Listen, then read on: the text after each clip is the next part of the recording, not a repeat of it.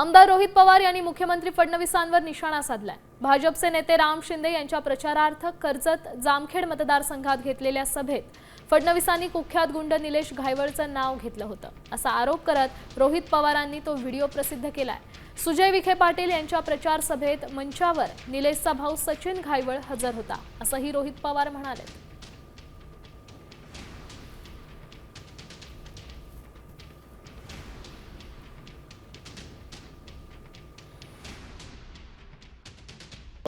राम शिंदे सरांनी जी नावं दिली ती नावं त्यांनी तिथं बोलून दाखवली। आता ह्याच्यामध्ये एका प्रचार सभेमध्ये श्री पवन राळेभाग, श्री सचिन गायवळ, श्री अशोक खेडकर, म्हणजे राम शिंदे सरांनी जी नावं दिली ती देवेंद्र फडणवीस साहेबांनी बोलून दाखवली आणि मग सचिन गायवळचं नाव जर तिथं देवेंद्र फडणवीस साहेब तिथं घेत असतील आणि माझा कुठला तरी मंदिराच्या बाहेरचा फोटो त्याच्याबरोबरचा दाखवून जर भांडवल करत असतील, माझ्या आईचा कुठला तरी व्हिडिओ दाखवून भांडवल करत असेल तर हे हास्यास्पद आहे।